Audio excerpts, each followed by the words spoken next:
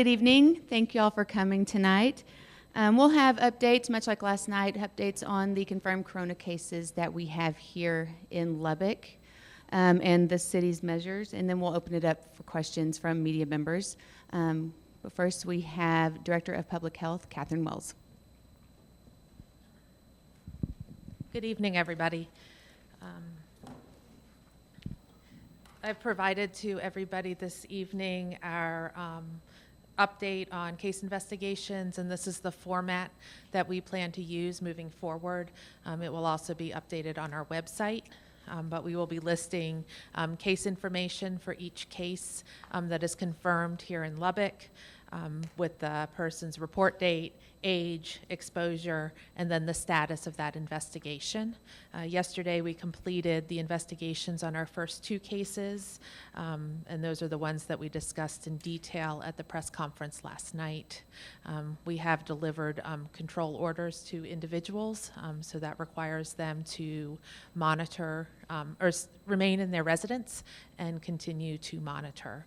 And that is one of the steps that we will take if individuals who are under investigation are out in the community. We want to take this seriously. We need individuals to stay in their homes if they're sick or if they're under monitoring by the health department.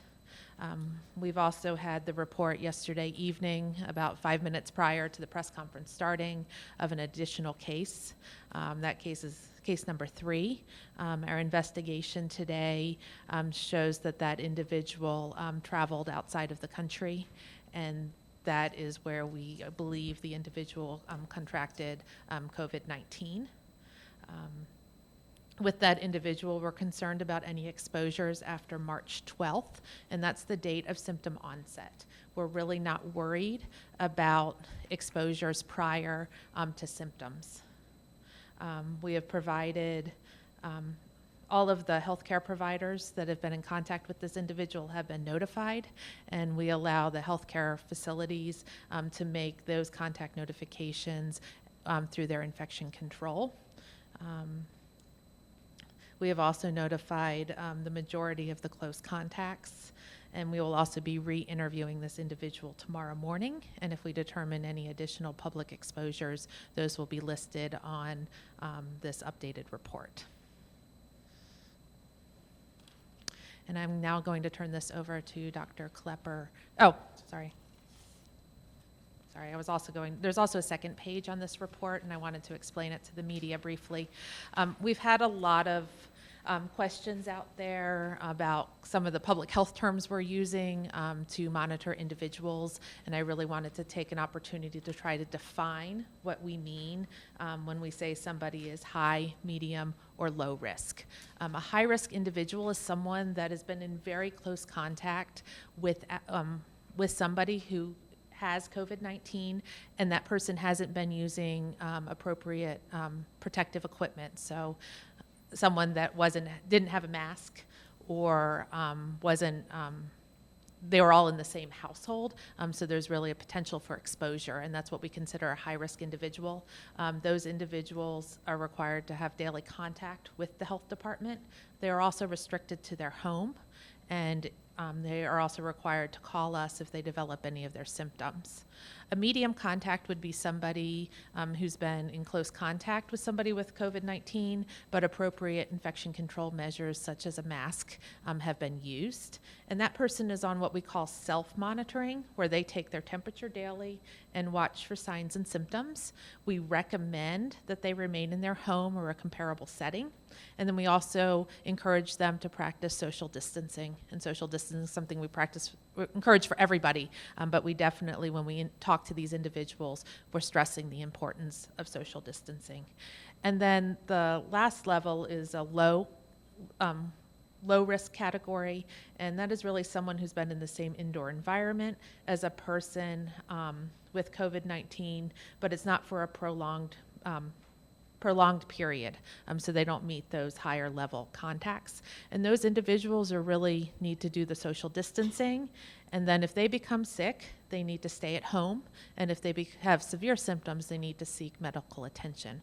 And I hope that will clear up some of what we're saying when we talk about high, medium, and low risk of different individuals in the community. I'm now going to pass this on to Dr. Klepper, who's stepping in for Dr. Cook this evening to talk a little bit with you. Thank you, Katherine.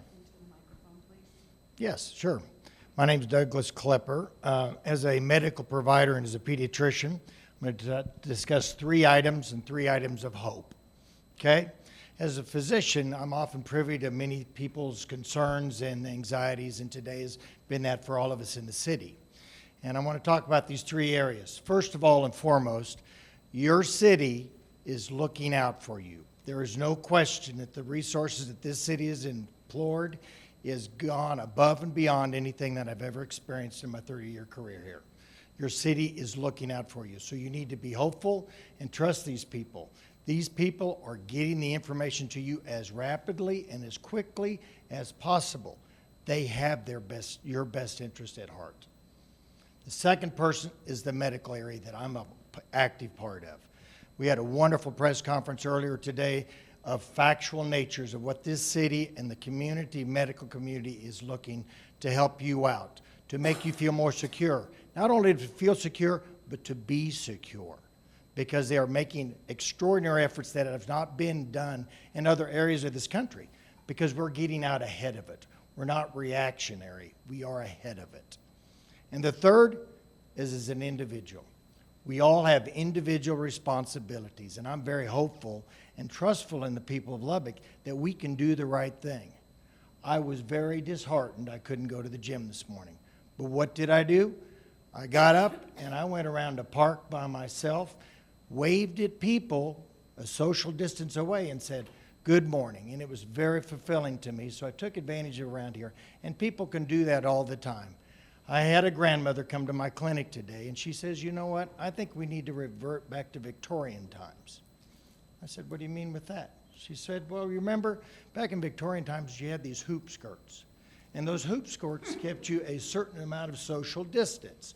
So if we all considered we were wearing hoop skirts, we'd be our social distance of 6 foot apart.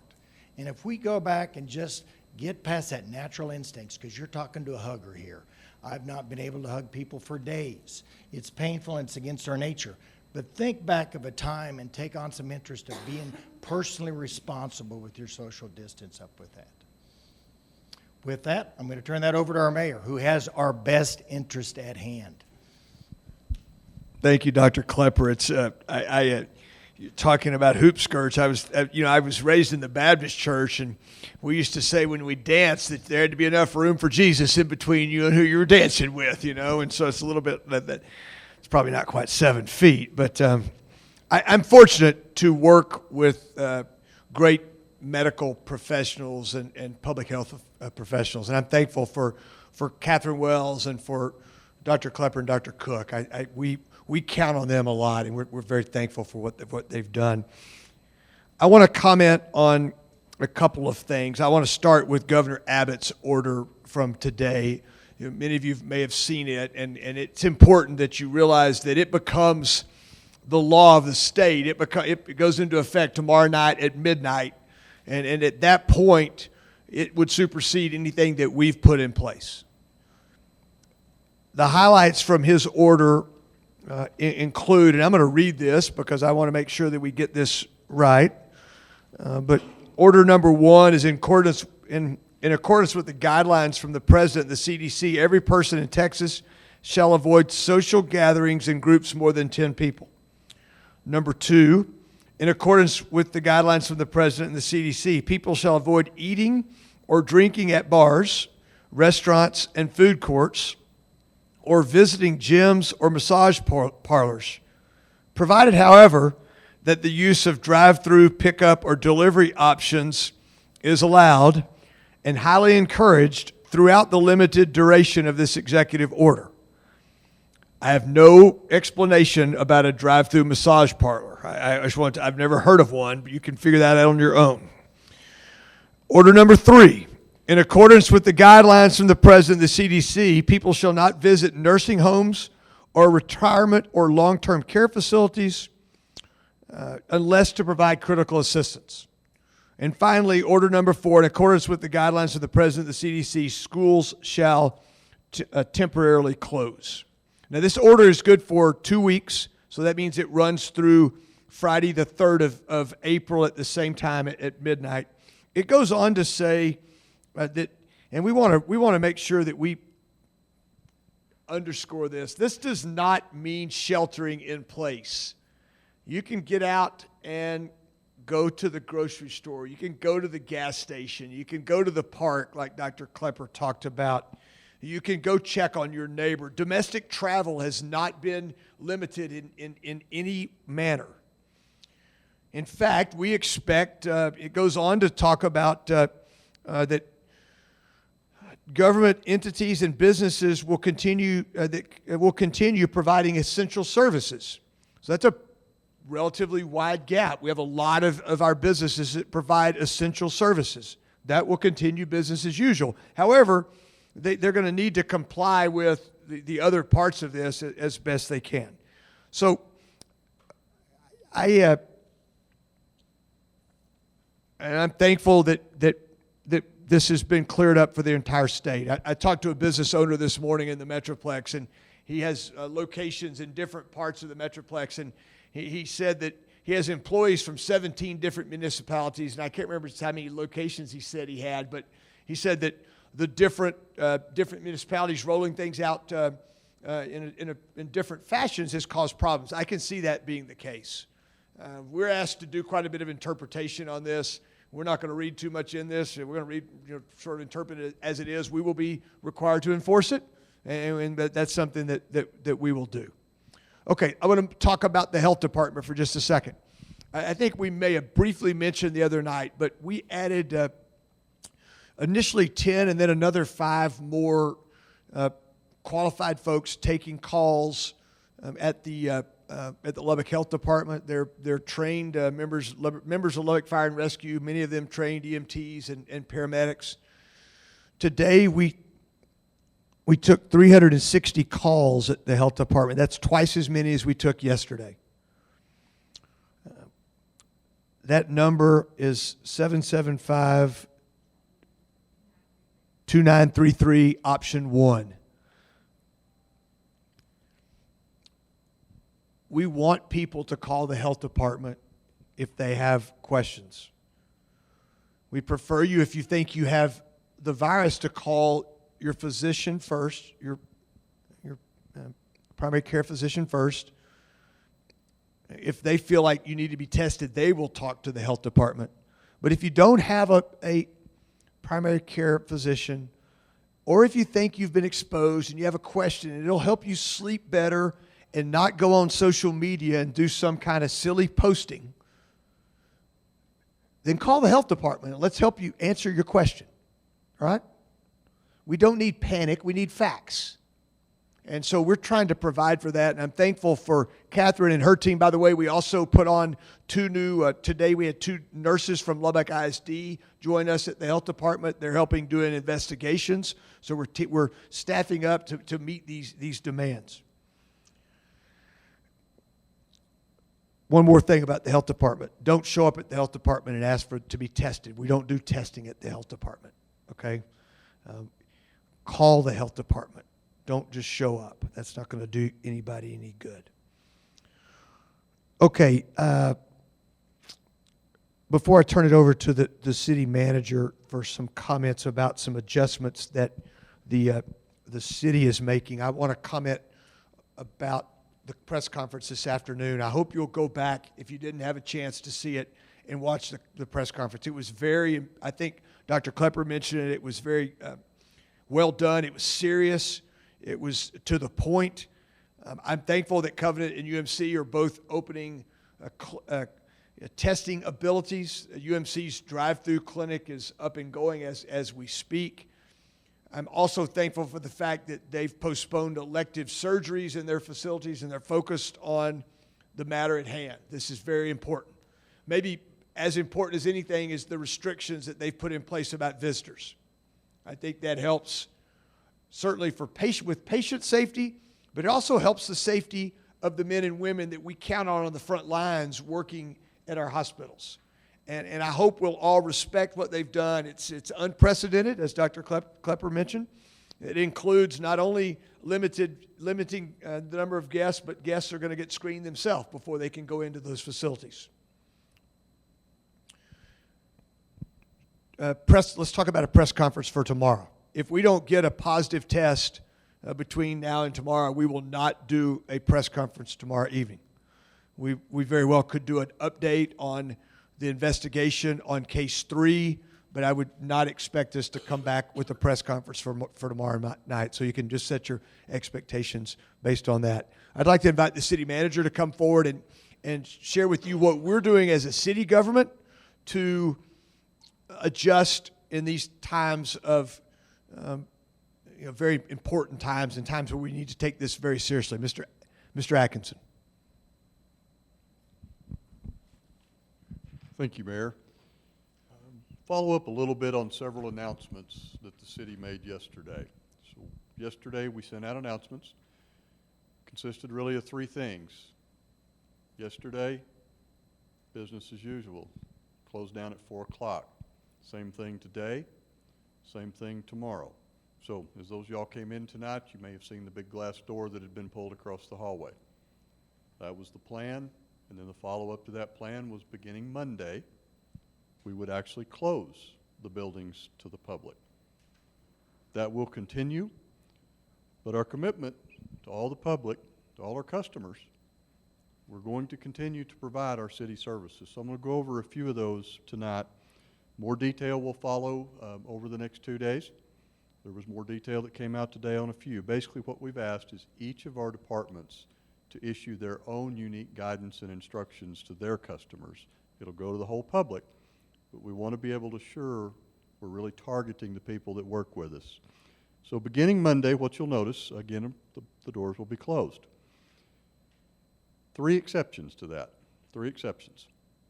Number 1 is for this building. So in this building, if you've noticed to your right as you come in, is the office that we call Vital Statistics. That provides certain records to people, and generally those records are needed, and they're needed quickly.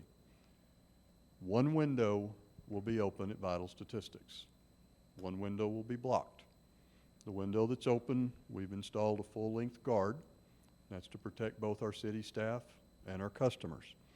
You will be able to transact at that 1 counterpoint in person.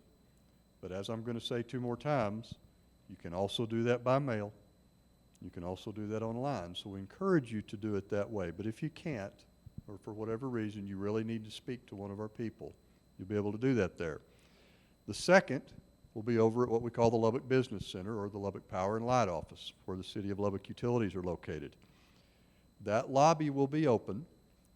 It is restricted to only kiosk traffic, so there are self-serve kiosks, and we will have a small number of customer service stations that will be open. We're going to try to start with just 2 of them. We have the capability to do more, but those likewise have also been protected. They have full-length guards across those. The purpose of maintaining those customer service points there is really to help people with getting new utilities started or to do reconnects. Remember, we have suspended disconnects, so we do expect that traffic to drop. You'll be able to use the kiosks. We'll have those limited customer service points. We have drop boxes. We have a drive up. And we have online. So there should be plenty of ways to contact them. The phones will remain working for all of us. Despite these buildings being closed, our staff will be here. Staff will be here, so we'll be able to help. The third exception is actually out on what we call Municipal Hill, and that's our water customer service location. That's where people go, primarily builders, plumbers, and others, if they need water meters. That's also where we issue hydrant meters and things like that.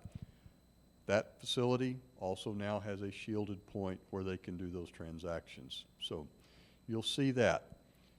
2 main exceptions, really probably the only 2 questions I've had once we announced this yesterday. This does not affect the airport. The airport stays open. City bus will stay running, and that does include the transfer station or the transfer plaza that's here in downtown. We will take measures to use as small of a bus as we can to keep people spread out on those buses, and on those big buses, we'll be able to divvy those out and be sure we don't have too many people on there, and the people that are on are able to maintain an appropriate distance. To the extent we can, we are going to continue providing service. It's likely that some will be a bit slower, but they're not going to stop. So for example, building permits, inspections, somebody's had to replace a water heater. We have an online customer self-service portal that's up, and information was released today to help everybody learn how to access that. Same thing with email, same thing with telephones. We have had to close, or will close, the athletic complexes, the tennis center, Safety City, our park pavilions, and the Clap Party House, and I think self-evident as to why. But all is not lost. There is good news on a couple of these fronts. The libraries will be closed for you to come in and out of the building. All 4 libraries will be offering curbside pickup for your books. The telephone numbers for that will go out tomorrow morning. Each of those branches. Basically, we're trying to give you a 1-hour turnaround. You get to us online, you get through us on the phone at the particular branch, you place your order for that book, call us when you get there, we'll bring it out to you. We will continue doing that as long as the demand is there. All the library's online resources, all of the databases, the genealogy, all of those remain up and functional for you. Adult activity centers. We have several adult activity centers in Lubbock. They, of course, will be closed for people to come and to congregate. Those adult activity centers also, though, serve to provide a senior meal program. So for those people that are registered and that count on those senior meals at lunch every day, much like the libraries, those are going to go to curbside pickup. Those individuals do not have to call ahead. We know who they are. We will publish information that if others need to sign up, they will be able to do that. There's a small number of those users to whom we also provide transportation. We will not be providing transportation in terms of bringing them to our facilities, but rather we will take the food to them. So again, this is all boxed, takeout style food. It is our same meal provider. It's just being provided in a different format. Finally, and really want to echo what Dr. Klepper said, your parks and your playgrounds will remain open. They're open. Please take advantage of them, use them. Maintain that appropriate social distance. We've added an additional protocol to clean the playgrounds, and we will continue to do that, and we'll do it on a rotating loop. Work our way around town as we do that. So those are there. We've heard in previous discussions that being outside, being in the sun, it's not only just good for us, it's really good to slow down the potential transmissivity of that virus. So they're going to be there, and we're going to keep them up and running for you. To close, more information will follow. You'll see several of them come out early tomorrow morning, and we'll just continue doing that. But be safe, practice your good hygiene, your social distancing, and take advantage of what we're going to have available to offer. So with that, thank you, and I'll turn it back over to Mayor Pope. Okay, just a couple closing comments. It's hard for me to talk when one hand's got the microphone. I'm limited. I can't move both hands. We need adults to be adults. Nobody likes baseball more than I do. But Little League baseball teams that are still practicing right now, that's a problem. That's in violation of Governor Abbott's order, in the way I read it, and starting tomorrow at midnight. Let's make good decisions. I think Dr. Klepper said it right. Let's do the right thing. We can control this. Texas and Lubbock will not get strong again until we've worked our way through this virus. And the best way to do that is to seriously take into consideration and put into practice all of the things that we're being asked to do at a state level, at a federal level, and certainly by the CDC. Okay? We can do that. That's who we are. Let's make sure as a community that we ring the bell on that. With that, I'll give it to Lacey for some questions. Ms. Nobles? I'm going to open up for questions, but I'm going to ask you all to come to me, so limit handling of the microphone. Christy Martinez Garcia, Latino Lubbock Magazine. I have 3 questions, and the third case that was identified, I don't think there's a lot of certainty of the chronological events, because from what I understand based on Facebook, these folks traveled to Dallas, and then they traveled out of the country. So when will you have the exposure locations that are a little bit more identifiable?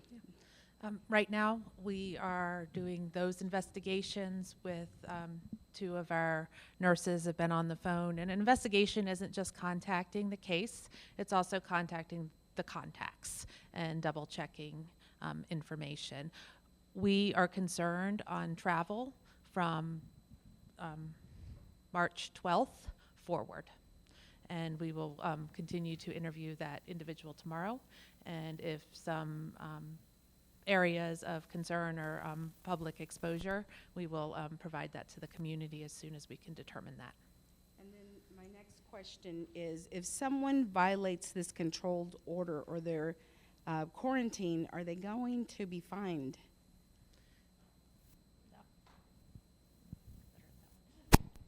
It's a good question. I'll be glad to speak to it. I'm not going to focus on the fines. What we're going to focus on is understand there are two levels of these orders. The first level of these orders is issued under the authority of our doctors, the public health authority. That order is enforceable if it is violated. Step two is an order of the court. We can and will enforce these quarantines. We can ensure that whether it's the particular patient or maybe it's a close contact, we can ensure that they will stay where they are supposed to stay. There absolutely is the potential for fine and several other things that follow along behind that. But for what we're in today, that happens later. Job one, if people have come under those orders, is to ensure they stay where we've asked them to stay, and that's to protect all of us. It's for nothing other than that. We can and we will do that. And then my final question is, earlier today, we were told that there was 6 pending cases that are still awaiting results for the virus. When will we know if those are confirmed or if they are not? And I believe that was a statement made by the hospitals today. I have not received all of the test results I'm expecting to receive this evening. Any positive case, we will do the notification appropriately, and for any negative cases, that just goes to the doctor and they can take the individual off the isolation. Dr. Klepper? Dr. Klepper? Yes. There has been some confusion among our viewers as far as if they have symptoms, using the drive-through as opposed to, say, going to a clinic. Are both available to anybody? Both are available, but even in our case, we would rather have you call us and figure out if it's reasonable for you to come in for us to test us. We are personally at this point saying, right, if we have to test you, we'd rather send you to a center that's going to test you and send you on your way rather than potentially contaminate other individuals that may not be even associated with that. It's a natural fear to say, I've got fever, I've got chills, gosh, I'm a little short of breath, I have some asthma, let me get tested. Call us first. We can usually make some very good sound recommendations on that. And those are not our recommendations. Those are well-documented World Health Organization's CDC criteria. Now, you're going to have the term used today was you're going to have the worried individual that wants to get tested regardless of anything. And I want to assure you that we don't encourage that. Because when this gets ahead of us a little bit farther down the road, if it sounds like a duck, it's a duck. First thing I want to tell you is you stay home. It's a duck. You may have COVID-19 just by what you're saying in your history. I don't want to see you in my clinic because I put other people at risk. I'm going to want to see you if you're short of breath and you have other things going on. So the best place is not to come in, but to call us always. The health department has extra callers. Our office, it's been, as you said that, we had a group of 4 pediatricians. We had over 100 calls today. And guess what we brought in? None. Because we knew we could get through that and tell them what was sound advice. So caution, caution. Big thing I do need to include, once again, our scariest thing, I love media, I love social media, but always consider what's social media is not what you want to take as gospel, okay? There are reasonable resources. We've all know the reasonable resources. Everybody gets tired of hearing CDC. Everybody gets tired of the World Health Organization, Lubbock Health Department. But those are reliable sources. There's no speculation. They all have your best interest in mind. And Mayor, a couple of nights ago, we asked you about the Littlefield case, and you said that you're in contact with the Littlefield mayor. I know that's not the city of Lubbock, but can you kind of inform, a lot of our viewers are from that area and concerned about a case that might have exposed some people in Littlefield and then gone to another state. Have you learned more? I've not talked to Mayor Turpin since that night. He promised to call me if there were changes, so I assume, and we may have some update. If you recall, that was a visitor from another state who had come to Littlefield to the correction facility or the detention facility on business. They had then actually the system worked as it was supposed to. They did their investigation in the western state. I can't recall. Maybe let's say Utah. They did their investigation. They notified the folks in Littlefield. They've been self-isolated for a period of time. I think their incubation period is very close to running. When I talked to Mayor Turpin, none of them were symptomatic, and I would imagine if something had changed, we would know. Do you know anything new about that? Yeah, it's under the investigation of the state health department, so I don't have the situational awareness of that. Before we have another press conference, I'll talk to Eric and see if I can get another update. And you made a reference, Mayor, to avoiding social media to say that you have the illness. Well, we know that's what happened with the third case because so many people have seen that before it was taken down. So your comment now, I mean, are we not going to say where the exposure was specifically and the situation with this family connection and so on? No, I think we are. I think what we saw on social media led us to even a more in-depth kind of investigation. I mean, so that's why it's still pending. I think if you notice, it's still under investigation, and we will run all those traps, and that's our commitment to you. I mean, to me, I think it's probably generational, Karen, but I have a hard time understanding why somebody from the ICU in isolation would film a video to tell people that they have this virus. And you've got healthcare workers trying to help them out and all that goes along with that. And here's my concern about it. We don't need panic in our community. We want to base our decisions on facts. And we're doing our very best to communicate those to you. But I don't understand why we don't say names. I know there's HIPAA, but wouldn't it be easier if people were identified, then you'd know, oh, that's my cousin, or that's, I sat next to them at an event, or wouldn't that be easier to identify where the risk was? I know the HIPAA laws pretty well. In this case, this situation, they sort of self-reported. So that the fact that changes things a little bit, but we're going to stick with our protocol, and that we're not going to be calling people's names out. I just had a question about how the governor's orders will affect daycares and kind of. It's a great question. I wasn't going to comment on it unless it was asked. We just saw some guidance as I walked in the room that said it would not. We don't believe it'll impact daycare. Daycares are not schools as such in that definition, and so our understanding is at the moment is that daycares will continue to operate business as usual. Okay, this will. Follow up on that real Yes. quick. Go to the CDC. There's a complete section that deals with daycares. It gives you specific guidelines of what daycares can do, and we're well in compliance on that. This will be our last question. And this is somebody on the medical side. Could one of y'all speak to the reports whether the virus can or can't be spread from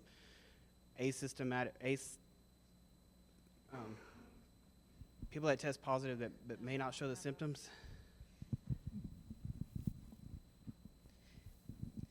I don't have, every day additional information is being reported by the medical community. We're seeing more and more information out there, and I don't have a good concrete study that's showing that.